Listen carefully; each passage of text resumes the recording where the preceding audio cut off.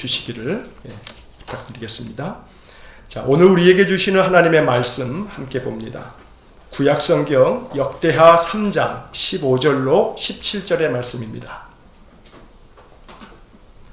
역대하 3장 15절로 17절의 말씀,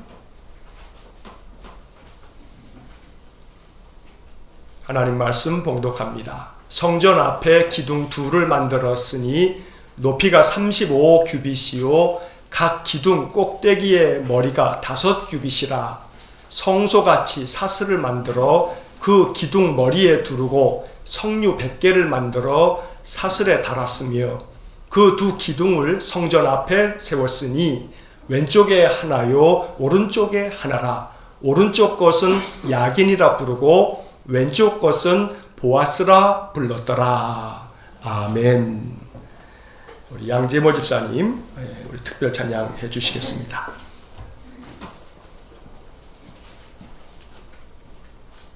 버튼 누르면 되는 거야?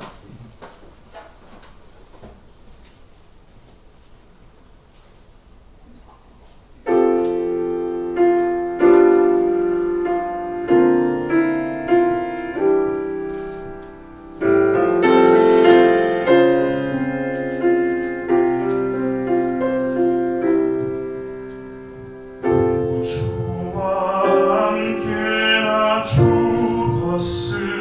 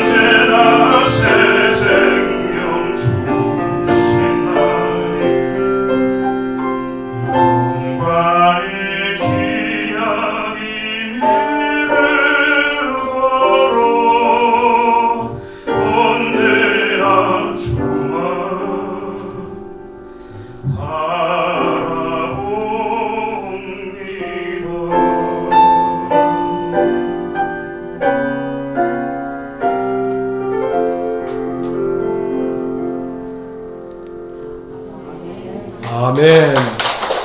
감사합니다. 귀한 찬양. 자, 우리 옆에 있는 분들, 앞에 뒤에 있는 분들 한번 얼굴 한번 보시면서 우리 목례하시고 또 손 한번 가까이 있는 분들 한번 부딪혀 보시면서 축복합니다 인사하겠습니다. 축복합니다. 우리 가정에서 예배하시는 분들도 하나님의 은혜가 충만하기를 간절히 축원합니다. 자, 11월 달 시작하면서 매일 성경으로 새벽 예배 계속하고 있는 것이 역대하를 읽어가고 있습니다. 12월 20일까지 역대하가 36장까지 되어 있는데 역대하 전체를 11월, 12월 계속해서 이렇게 읽게 될 것입니다. 여러분 아침마다 제가 새벽 기도 끝나고 나면 적어도 8시 전후로 해서 이렇게 영상을 올리게 됩니다. 새벽 예배 설교한 부분들을 음성 파일로 이렇게 해서 카카오 챗에 올리니까 여러분 아침에 꼭 큐티 하시면서 또 매일 성경 없으셔도 그 유튜브에 들어가시게 되면 그 화면 밑에 제목줄을 갖다 제목 있는 것을 꼭 누르면 밑에 성경 본문이 쫙 나옵니다. 그래서 성경 본문을 핸드폰으로 보시면서 이 새벽 예배 설교를 쭉 들으셔도 됩니다. 그러면 매일 성경 있으신 분들은 성경 본문을 읽고 왼쪽에 있는 해설도 미리 먼저 이렇게 읽어보신 다음에 그 다음에 설교를 들으시면 훨씬 더 말씀이 더 마음 가운데 와 닿게 될 겁니다. 그렇게 해서 매일 아침 말씀으로 하루를 시작하는 또 혹은 아침 시간이 어려우면 또 낮이나 또 오후라도 여러분 매일같이 말씀 가운데서 살아가시기를 간절히 축원합니다. 자, 구약 성경의 이야기는 우리에겐 참 어려운 이야기입니다. 양도 많기도 하거니와 내용 자체가 어렵게 느껴집니다. 구약 성경의 이야기들이 사실 왜 어렵게 느껴지냐면 우리가 이스라엘의 역사를 잘 모르기 때문입니다.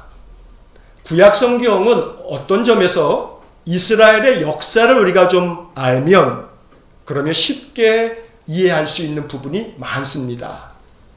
이 이스라엘의 역사 가운데서도 가장 중심은 창세기에 나오는 아브라함, 이삭, 야곱, 요셉에 이르는 이 창세기 이야기를 잠깐 접어두고 역사의 시작을 이제 모세서부터 시작해서 출애굽하고 그리고 가나안에 들어가서 여호수아가 가나안을 정복하고 가나안 땅을 분배받고 그리고 여호수아 이후에 이제 이스라엘 백성들이 가나안 땅에 살면서 거기서 계속해서 하나님께 범죄하고 하나님이 징계하시고 연단하시면 또 돌아오고 한 200년 동안의 사사시대를 거치고 자, 사사시대 200년이 지나고 난 다음에 비로소 하나님이 이스라엘 백성들이 하도 우리도 왕을 달라 그래서 하나님이 이스라엘 백성에게 제일 먼저 왕을 이제 처음으로 주시는 이야기가 사무엘상에서부터 시작이 됩니다.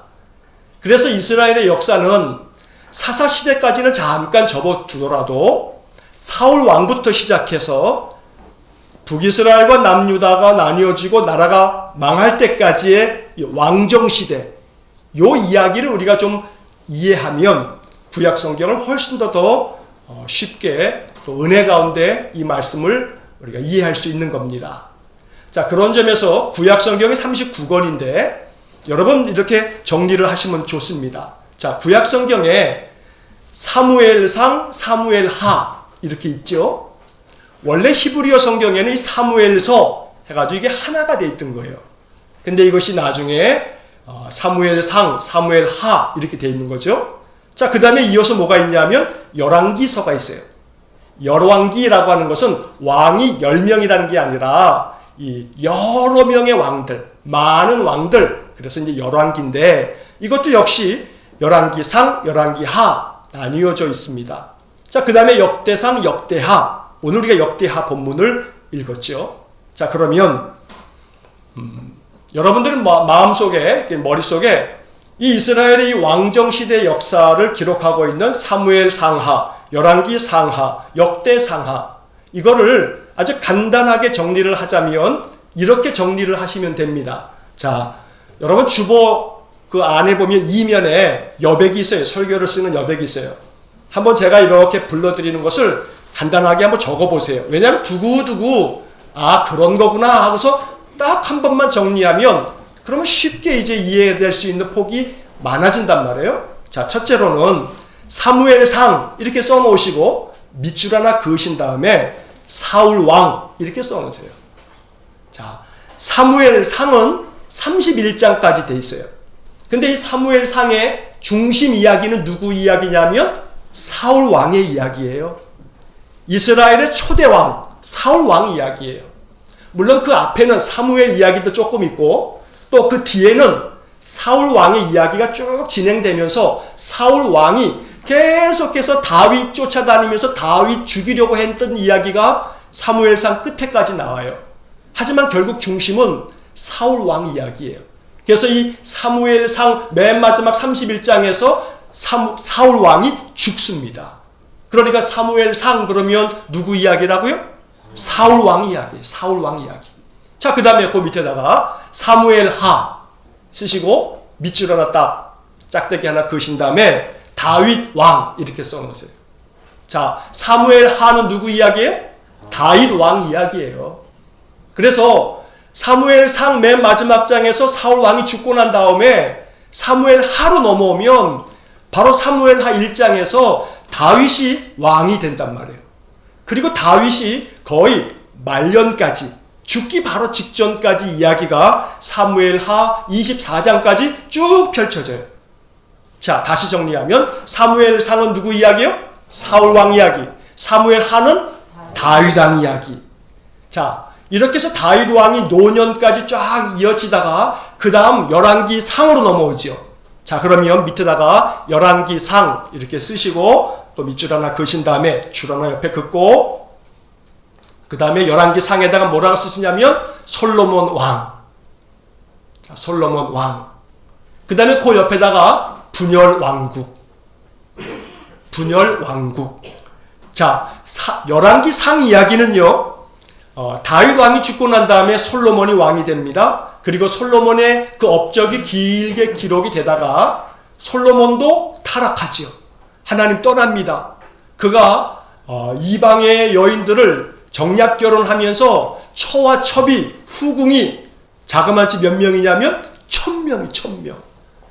군사력을 키우고 온갖 재물을 모아서 그가 아주 번창한 나라를 이루었지만 문제는 하나님을 떠나가게 돼요. 자, 그렇게 해서 이 열왕기상의 이야기는 솔로몬의 이야기가 중심이 되고 그리고 이 열왕기상의 나머지 중간 12장부터 마지막 22장까지는 분열왕국, 솔로몬이 죽고 난 다음에 나라가 둘로 나뉘어져요. 그래서 북쪽에는 북이스라엘, 남쪽에는 남유다. 자, 이 남쪽에 있는 남유다가 바로 솔로몬의 아들 르호보암이 왕위를 이어가면서 남쪽은 이 다윗의 자손들이 쫙 왕위를 이어가는 거죠. 자, 그래서 열왕기상은 솔로몬 왕의 이야기, 또 분열왕국 이야기, 분열왕국에서도 한 중간쯤 이렇게 이야기가 끝나게 돼요. 자, 그 다음에 열왕기하 밑에다가 쓰세요. 열왕기하. 자, 열왕기하는 옆에다가 분열왕국 쓰시고 그 다음에 옆에다가 멸망. 자, 열왕기하는 바로 이 분열왕국의 이야기 중에서 북이스라엘에서는 9번째 왕부터 또 남유다는 5번째 왕부터 쭉 이야기가 펼쳐지면서 북이스라엘의 19번째 왕까지가 쭉 진행되고 북이스라엘이 먼저 망하고 그 다음에 남유다는 20명의 왕이 쫙 이어지면서 결국 남유다도 망하게 되는 이야기. 그래서 분열왕국 멸망. 이게 열왕기하의 이야기입니다. 자, 이렇게 해서 사무엘 상하, 열왕기 상하 여기까지가 이스라엘의 역사입니다. 자, 그러면 역대상, 역대하가 있잖아요. 자, 그러면 이 사무엘 상하, 열왕기 상하 이 네 권의 책은 바로 이스라엘의 역사, 사울 왕부터 해서 나라가 망할 때까지의 모든 역사를 기록하고 있는데 이 사무엘 상하, 열왕기 상하는 관점이 있어요. 관점이. 어떤 관점이냐면 선지자적인 관점이에요. 선지자적인 관점. 그러니까 이스라엘의 역사를 선지자의 시각으로 그 역사를 쓴 거예요. 이스라엘의 모든 왕들의 이야기를 선지자가 그 역사를 바라보는 시각으로, 그런 관점으로 썼다 이 말이에요. 여러분, 선지자는요, 하나님 말씀하시면 말씀하시는 대로 그냥 선포하는 사람들이에요. 죄가 있다 그러면 어떻게 하는 거예요? 회개하라고 촉구하고 너희들 망할 것이라고 얘기하고, 잘못이 있으면 그 잘못을 정확하게 지적하고, 그게 선지자란 말이에요. 그러니까 사무엘 상하, 열왕기 상하는 이스라엘 전체 역사를 기록하고 있지만 선지자의 관점으로 기록하다 보니 이스라엘의 왕, 북이스라엘이나 남유다의 그 모든 왕들에 대해서 잘한 것은 잘했다 칭찬하지만 못한 것은 못했다고 맹렬하게 비난하고 있는 책이 바로 이 열왕기 상하, 사무엘 상하의 이야기입니다. 그러다 보니까 다윗 왕이 밧세바를 범하는 죄를 범하잖아요. 그런데 다윗 왕이 밧세바를 범하는 이 죄에 대해서도 열왕기서는 그걸 기록하고 있어요. 그런데 조금 이따 말씀드리겠지만 역대상, 역대하에는 그러한 이야기가 써있지 않아요. 자, 솔로몬이 하나님 앞에서 범죄함으로 그가 솔로몬이 하나님을 떠나가게 되거든요. 이 이야기도 어디에만 기록되냐 하면 열왕기 하에만 기록되어 있어요. 역대기에는 기록 안 돼 있단 말이에요. 선지자의 관점으로 역사를 기록하다 보니까 왕들이 하나님 앞에서 범죄한 이야기들을 아주 철저하고 맹렬하게 책망하면서 하나님께로 돌아오라고 이야기하는 것이 바로 사무엘 상하, 열왕기 상하예요. 자, 그러면 그 다음에 이어지는 역대상, 역대하. 여러분, 역대상 이렇게 쓰신 다음에 그 옆에다가 이렇게 쓰십시오. 역대상은 다윗 왕, 다윗이라고 쓰세요. 자, 역대상을 시작하면 역대상은 1장부터 9장까지 아담서부터 해가지고 족보 이야기가 쫙 길게 나와요.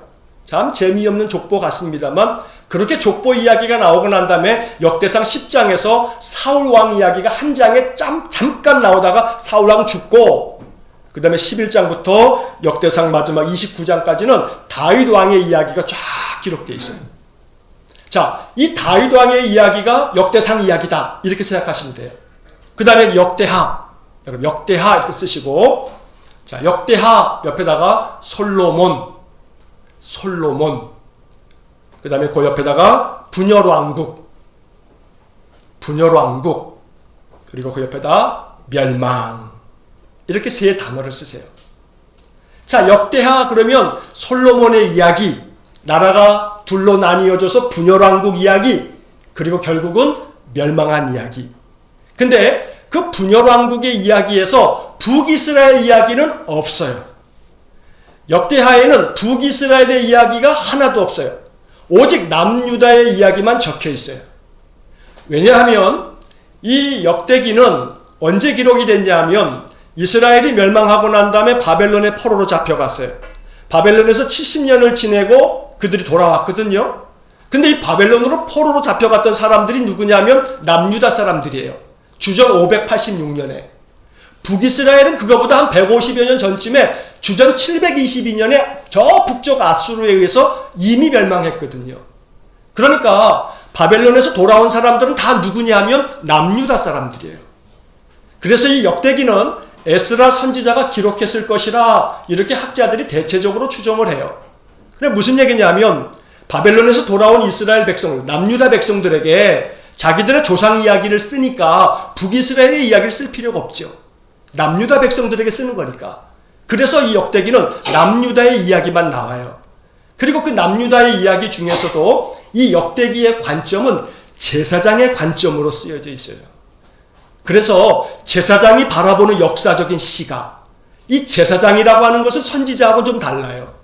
선지자는 하나님이 전하시는 말씀을 그대로 증언하는 자들이고 선포하는 자지만, 제사장은 백성들의 모든 죄와 허물을 다 하나님께 가지고 나와서 그들이 가지고 온 제물을 하나님께 드리면서 예배를 집례하는 사람이에요. 그리고 하나님의 말씀을 전하기도 하지만 하나님의 복을 선포하는 사람이에요. 그러다 보니까 이 역대기서가 제사장의 관점으로 기록이 되어 있기 때문에 역대기서에는 왕들의 잘못에 대해서 그렇게 크게 다루지를 않아요. 다시 말하면 역대상에서 다윗 이야기가 나오지만 다윗의 범죄 이야기가 역대상에는 없어요. 없어. 그 다음에 역대하에서 솔로몬 이야기가 나오지만 역시 마찬가지로 솔로몬이 하나님 떠났다 하는 이야기가 없다 이 말이에요. 그러면 조금 편파적이죠? 예, 그렇습니다. 역대기는 좀 편파적이에요. 정확한 역사적 사실에 기초한 기록이라기보다는 제사장의 관점에서 종교적인 측면에서 역사를 기록한 것이 역대기서예요. 자, 그렇기 때문에 역사를 잘 이해하려면 열왕기서하고 역대기서를 병행해 가면서 읽으면서 비교할 필요가 있어요. 중요한 것은 역대기를 읽을 때 우리의 마음속에 바라봐야 할 것은 남유다 백성들이 어떠한 마음으로 신앙생활을 했는가, 어떠한 마음으로 그들이 하나님 섬겼는가, 이게 역대기의 주제란 말이에요. 그래서 역대기를 한마디로 얘기하면 성전 중심의 삶, 예배 중심의 삶, 이것을 강조하고 있는 책이 역대기입니다.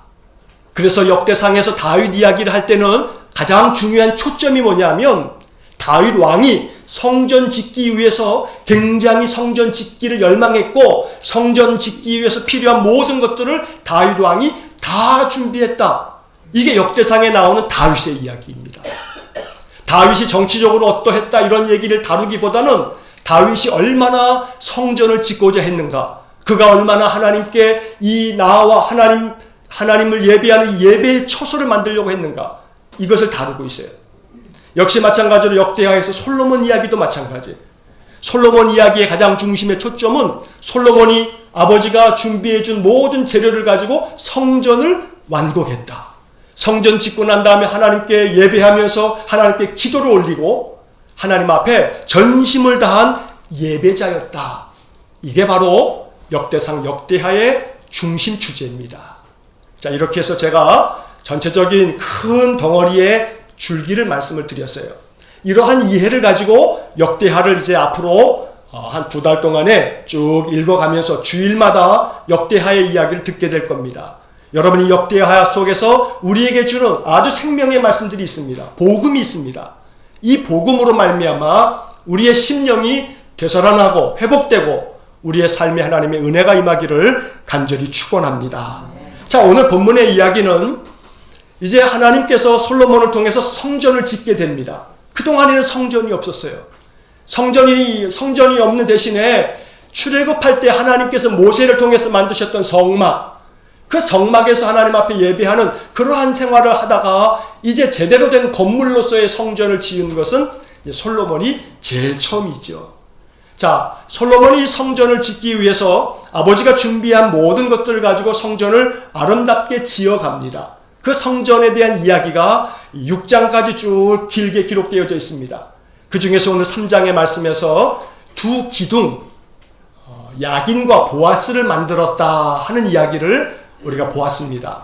자, 15절 말씀을 한번 보시기 바랍니다.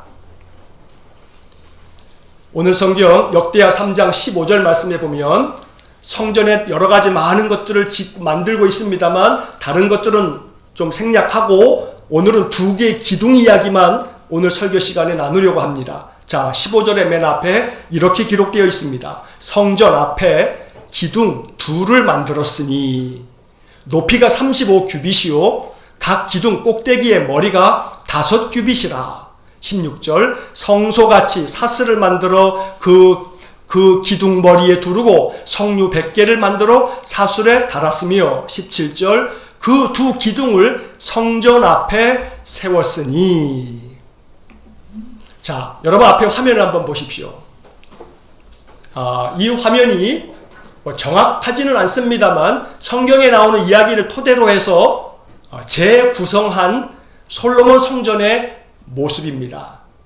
정확하다고 말할 수는 없지만 성경의 말씀들을 쭉 더듬어서 이렇게 살펴보다 보면 이러한 모양일 거다라고 추측해서 만든 모형도입니다.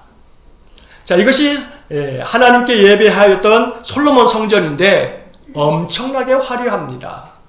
제가 새벽에도 지난주 중에 말씀을 드렸습니다만 금으로 성전의 여러 곳을 금으로 입혔는데 그 금으로 입힌 것이 조 단위가 돼요. 조 단위. 1조 6천억 원에 해당되는 금으로 이렇게 장식을 하고 그런 성전입니다. 대단합니다.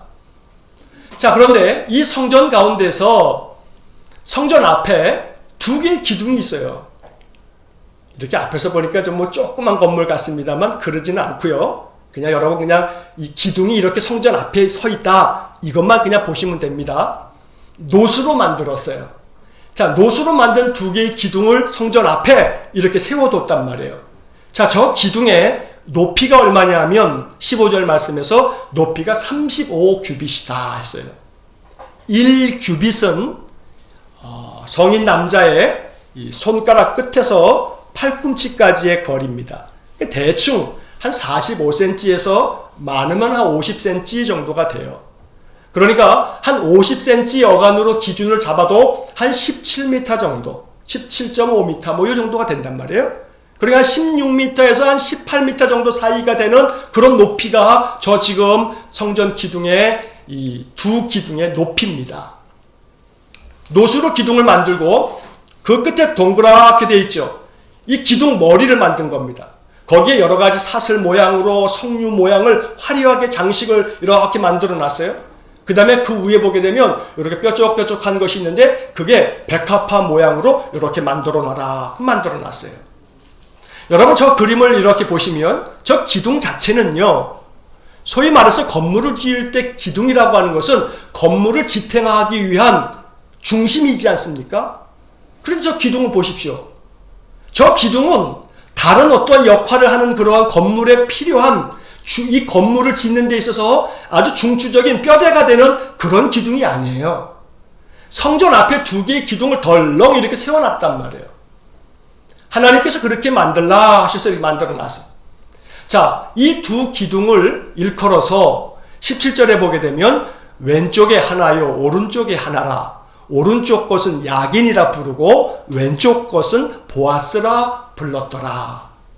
성전을 다 짓는데 그 성전에서 이름이 붙여져 있는 것은 얘네들밖에 없어요.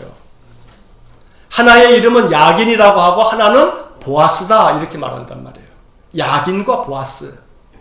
자, 그런데 여러분 성경을 한번 보십시오. 17절에 보시면 자, 야긴이라고 하는 그 성경에 앞에 조그만 숫자가 하나 붙어 있죠. 1 써 있을 거예요.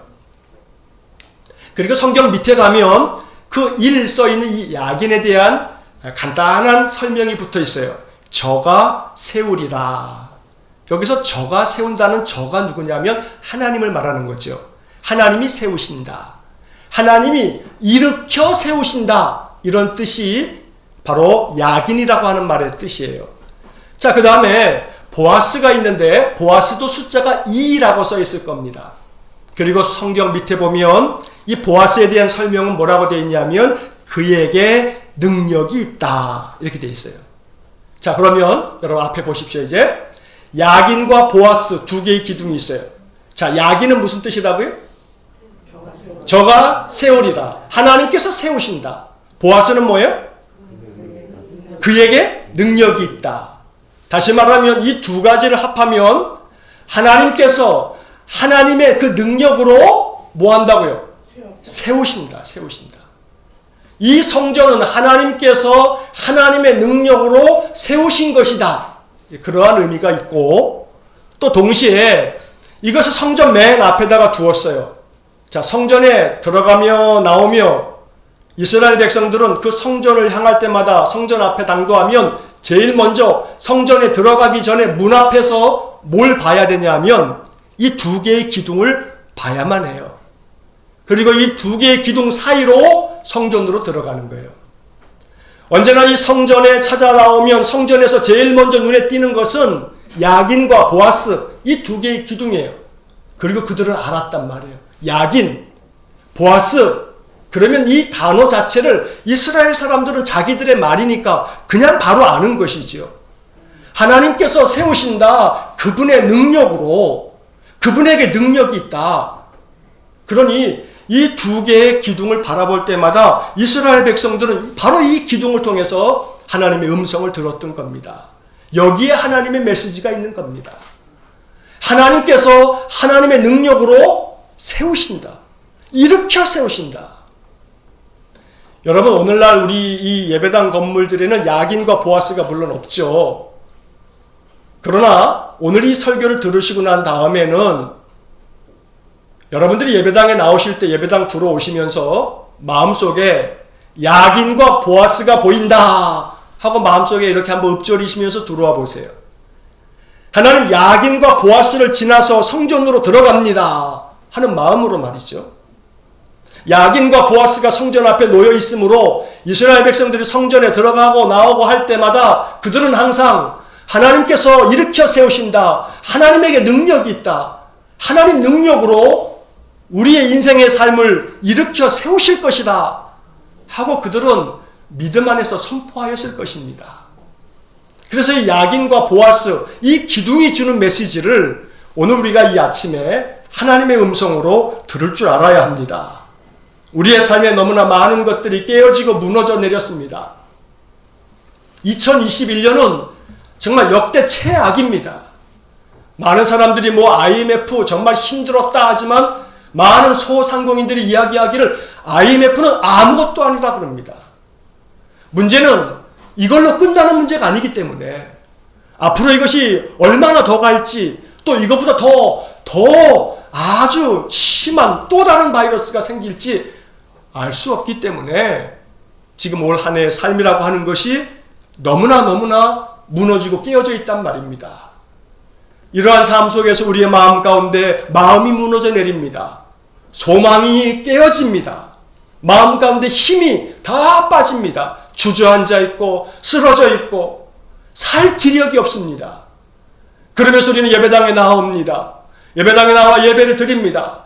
그러나 예배를 드림에도 불구하고 내 마음은 그냥 예배당 들어오기 전이나 예배를 끝나고 갈 때나 내 마음이 매 똑같습니다. 그러면 우리의 예배는 정말로 하나님 만난 예배가 아닌 것이죠. 좀 전에 우리 집사님 기도하신 것처럼 예배를 드리면서 우리들의 마음의 간절한 소망은 예배를 통해서 하나님 만나기 원합니다. 이 예배를 통해서 하나님 만나서 하나님께서 능력이 있으셔서 보아스, 하나님께서 세우신다 야긴. 그래서 예배를 드릴 때마다 야긴과 보아스의 하나님의 능력으로 내 마음을 일으켜 세워주십시오. 내 삶의 모든 것들을 다시금 일으켜 세워주십시오. 이렇게 기도하면서 전심으로 예배함으로 마음이 낙담하였다가도 한 주간 마음이 지치고 고단했다가도 한 시간 예배를 드리면서 찬양하고 기도하면서 또 우리에게 주시는 말씀을 마음속에 깊이 들으면서 야긴 보아스가 우리의 마음속에 우뚝 세워져 있어야 한다는 겁니다. 그래서 야긴과 보아스라고 하는 이 두 단어 자체가 우리에게 주는 귀한 메시지가 우리가 사는 날 동안에 늘 잊혀지지 않기를 축원합니다. 성전의 예배당에 나오실 때마다 여러분들의 마음속에 하나님 야긴과 보아스를 내 마음 심령이 볼 수 있기를 원합니다. 내 심령 안에 야긴과 보아스 두 기둥을 세워두고 인생을 살기 원합니다. 오늘 성경을 보십시오. 15절에 성전 앞에 기둥 둘을 만들었으니 라고 적혀 있습니다. 성전 앞에 기둥 둘을 만들었으니 이게 하나님의 말씀입니다. 오늘 아침 우리들에게 주시는 명령입니다. 성전 앞에 야긴과 보아스 두 기둥을 만들어라. 두 기둥을 만들어라. 어디 앞에요? 성전 앞에. 여러분, 신약 성경에서 바울은 고린도전서 3장 16절에서 우리에게 이런 말씀을 전해 주셨어요. 너희가 하나님의 성전인 것과 하나님의 성령이 너희 안에 계시는 것을 알지 못하느냐.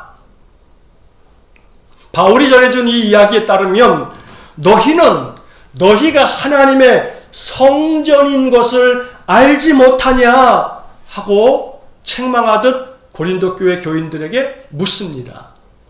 이어서 고린도전서 6장 19절 말씀에도 보면 이런 말씀이 기록되어 있습니다. 너희 몸은 너희가 하나님께로부터 받은 바 너희 가운데 계신 성령의 전인 줄을 알지 못하느냐. 너희 몸은 성령의 전이다. 너희는 하나님의 성전이다. 이렇게 말씀하고 있는 겁니다.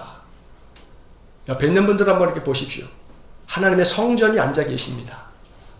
여러분 한번 따라해 보십시오. 나는 하나님의 성전이다. 내가 뭐라고요? 하나님의 성전이에요. 내가 하나님의 성전이에요. 제 이야기가 아니고 성경에 기록된 이야기예요.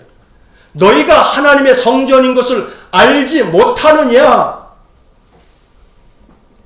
이렇게 듣고 있는, 이 이야기를 듣고 있는 이 시간에도 마음이 온통 여러 가지 세상 걱정, 근심 때문에 이 마음이 딴 데가 있어가지고 이 이야기가 안 들리면 안 돼요. 너희가 하나님의 성전이다, 성전이다. 그런데 오늘 역대하 3장 15절의 말씀에서는 하나님 뭐라고 말씀하시냐면 성전 앞에 기둥 둘을 만들어라. 누구 앞에 만들라는 거예요, 그러면? 내 앞에, 내 앞에. 내 앞에. 내가 성전이니까 성전 앞에 두 기둥을 만들어라. 내 앞에 만든다는 게 뭐예요? 비유적으로 이렇게 이해할 수 있죠. 내 인생 앞에 성전 이 기둥 두 개를 만들어라. 여러분들의 인생 앞에 두 개의 기둥, 야긴과 보아스가 우뚝 세워져 있기를 간절히 축원합니다. 그래서 이 두 기둥을 항상 바라보시면서 인생길 걸어간다면 하나님께서 하나님의 능력으로 우리를 세워주실 겁니다. 야긴, 하나님께서 세우신다. 보아스, 하나님에게 능력이 있다. 내 능력으로 사는 게 아니고 내 경험이나 내 지식이나 내 가진 재산으로 사는 게 아니고 하나님의 능력으로 삽니다. 하나님의 능력으로 나를 세워주십시오. 야긴과 보아스가 바로 내 인생 앞에 있습니다. 내가 항상 야긴과 보아스 두 기둥을 내 앞에 세워두고 인생을 살겠습니다.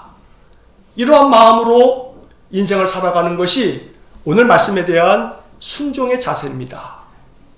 그래서 마음속에 항상 야긴과 보아스를 마음속에 읊조리시는 겁니다. 아침에 깨어나셔서 이번 한 주간 동안에 제일 먼저 눈 뜨시면 이불 속에서 하나님, 오늘도 야긴과 보아스의 하나님을 믿습니다. 나를 하나님의 능력으로 세워주시는 하나님을 믿습니다. 아침에 제일 첫 단어 야긴, 보아스 이렇게 한번 선포해 보세요. 하나님께서 세우신다. 하나님에게 능력이 있다. 오늘 하루도 내 능력으로 사는 것이 아니라 하나님의 능력으로 보아스, 하나님께서 나를 세우실 것이다. 야긴, 야긴과 보아스 이 두 개의 단어를 이번 한 주간 동안에 매일 아침에 눈 뜨시면 야긴과 보아스 이렇게 한번 읊조리시면서 하루를 시작해 보시라는 겁니다. 그럼 마음이 달라질 겁니다.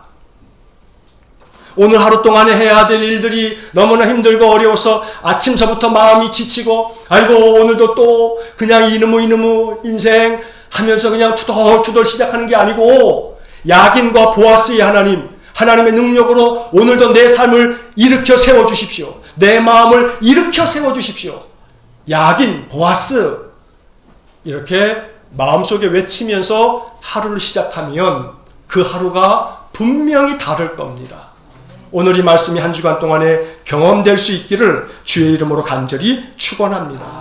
사실 이 기둥이라고 하는 것은 이미 그 이전에 하나님께서 이스라엘 백성들에게 보여주신 바가 있어요. 그래서 솔로몬의 성전에서 이 두 기둥은 어떤 점에서 상징적인 의미가 있는데 그것은 바로 이스라엘 백성들이 출애굽을 할 당시에 하나님께서 출애굽하는 이스라엘 백성들을 인도하시려고 두 개의 기둥을 만들어 주셨어요. 하나님이 만들어 주셨어요. 뭡니까? 낮에는 구름 기둥, 밤에는 불 기둥. 이 이야기가 출애굽기 13장에 나옵니다. 출애굽기 13장 21절과 22절 말씀에 보면 이런 말씀이 기록되어 있습니다. 여호와께서 그들 앞에서 가시며 낮에는 구름 기둥으로 그들의 길을 인도하시고 밤에는 불 기둥을 그들에게 비추사 낮이나 밤이나 진행하게 하시니. 낮이나 밤이나 진행할 수 있도록 하나님께서 낮에는 구름 기둥, 밤에는 불 기둥 이 두 개의 기둥으로 이스라엘 백성 출애굽 40년 동안의 그 길을 인도해 주셨단 말이에요. 이것이 우리에게 주는 영적 교훈이 있습니다. 항상 하나님께서 이스라엘 백성들의 그 광야길이 바로 인생길 아닙니까? 광야 같은 인생을 살아가는 겁니다. 가나안 땅은 곧 우리가 가야 할 하나님 나라인데 하나님 나라 갈 때까지, 천국 갈 때까지 이 광야 같은 인생길에서 하나님은 구름기둥과 불기둥으로 이스라엘 백성들 인도하셨단 말입니다. 출애굽기 14장 19절과 20절 말씀에 보면 이스라엘 백성들이 출애굽을 하고 난 다음에 바로의 군대가 뒤따라옵니다. 앞에는 홍해가 있고 또 뒤에는 이 바로의 군대가 쳐들어오고 붙잡으러 오고, 얼마나 이게 정말 말 그대로 앞에나 뒤에나 이제는 죽을 일밖에 없습니다. 그런데 출애굽기 14장 19절 20절에 보면 이스라엘 진 앞에 가던 하나님의 사자가 그들의 뒤로 옮겨가매 구름 기둥도 앞에서 그 뒤로 옮겨 애굽 진과 이스라엘 진 사이에 이르러 서니 저쪽에는 구름과 흑암이 있고 이쪽에는 밤이 밝음으로 밤새도록 저쪽이 이쪽에 가까이 못하였더라. 여러분, 이 출애굽기 14장 20절의 마지막 부분이 정말로 축복의 말씀입니다. 밤새도록 저쪽이 이쪽에 가까이 못하였더라. 저쪽이 뭐예요? 바로의 군대. 바로의 군대가 뒤쫓아오는데, 그런데 이쪽이 어디예요? 이스라엘 백성들.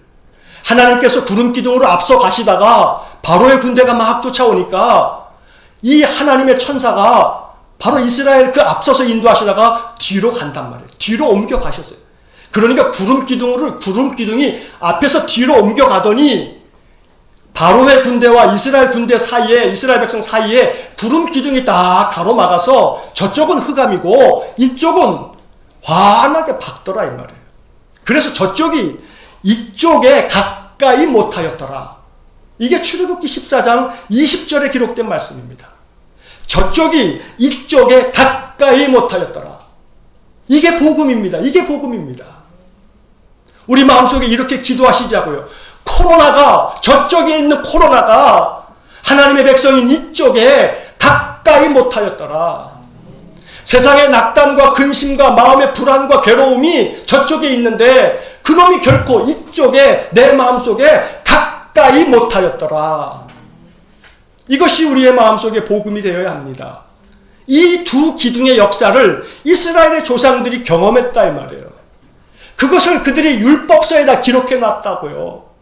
그 율법서를 가지고 있는 사람이 지금 누구냐면 바로 다윗과 솔로몬이란 말이에요.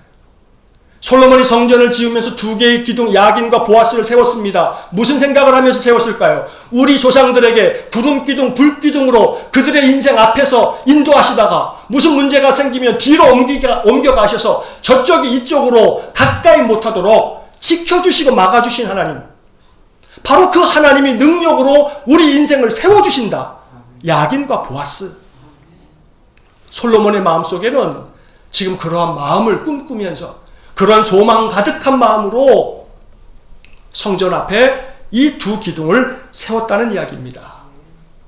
이제 말씀을 정리합니다. 여러분, 요한계시록에 보면 7 교회에 대한 주님의 말씀들이 쭉 선포됩니다. 그런데 이 7 교회 중에서 2개의 교회만큼은 책망이 하나도 없이 칭찬만 받습니다. 그 중에 하나가 뭐냐면 빌라델피아 교회입니다. 자, 그런데 이 빌라델피아에 주신 이 말씀이 오늘 마지막 결론입니다. 이 말씀을 한번 성경을 찾아보시겠습니다. 요한계시록 3장입니다. 요한계시록 3장, 요한계시록 3장 12절 말씀입니다. 요한계시록 3장 12절. 신약성경 402쪽입니다. 요한계시록 3장 12절. 이기는 자는 내 하나님 성전의 기둥이 되게 하리니. 이기는 자는 내 하나님 성전의 기둥이 되게 하리니. 하나님의 성전에 뭐가 됩니까? 기둥이 되게 하신단 말이에요.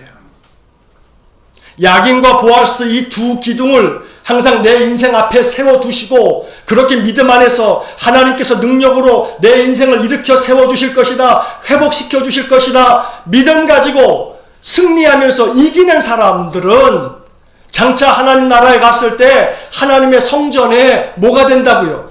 기둥이 되게 하겠다 말씀하고 있습니다. 이 빌라델피아 교회는 큰 교회가 아닙니다. 작고 힘없는 교회입니다. 그런데 이 작은 교회가, 이 작은 성도가 믿음 안에서 세상을 이겼습니다.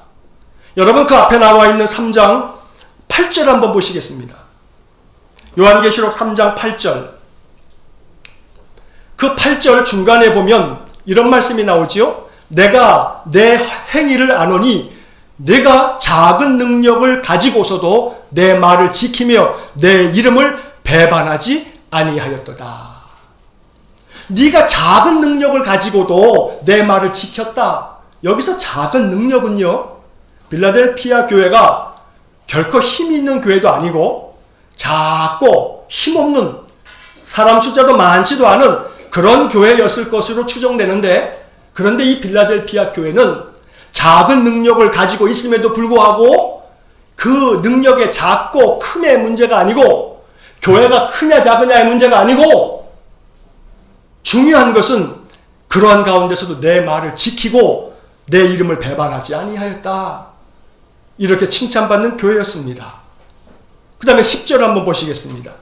10절 말씀에 보면 내가 나의 인내의 말씀을 지켰은즉 내가 또한 너를 지켜 시험의 때를 면하게 하리니.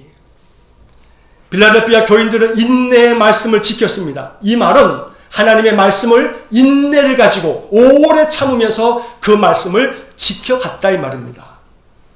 그렇기 때문에 하나님 말씀하시기를 그러므로 내가 이제 너를 지켜서 환난의 때, 시험의 때를 면하게 하겠다.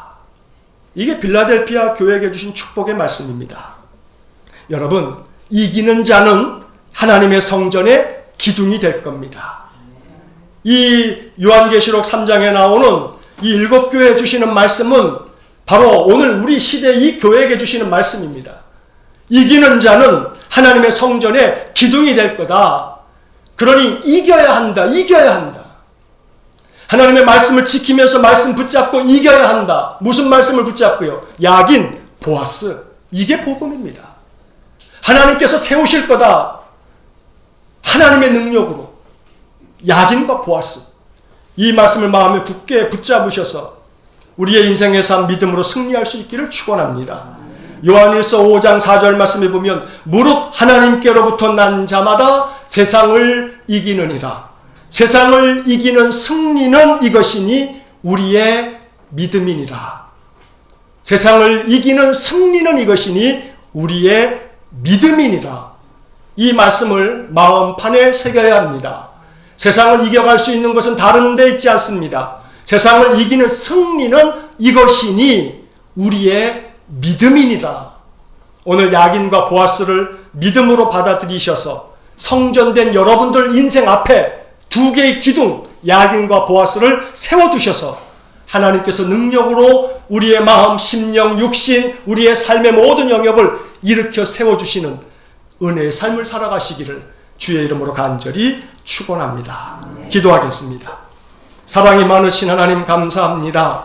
성전 앞에 두 기둥을 만들라 하셔서 솔로몬이 야긴과 보아스를 만든 것처럼 오늘 이 말씀을 우리에게 주신 하나님의 말씀, 하나님의 명령으로 받습니다. 이것이 우리에게 복음입니다. 야긴과 보아스를 내 인생의 삶 앞에 세워두고 항상 야긴과 보아스 이 이름을 부르면서 우리 인생을 살아가게 하여 주옵소서. 하나님께서 세우신다. 하나님께 능력이 있다. 하나님의 능력으로 우리 인생을 세워주시고 우리의 무너진 마음을 세워주시고 우리의 연약해진 육신을 일으켜 세워주시고 우리의 삶의 모든 영역을 하나님 일으켜 세워주옵소서. 하나님의 능력만을 의지하면서 인생을 살아가는 우리 모든 성도들 되게 하여 주옵소서. 야긴과 보아스 두 개의 기둥을 항상 바라보면서 인생을 살아가는 저희 모두가 되게 해 주옵소서. 예수님 이름으로 기도하옵나이다. 아멘.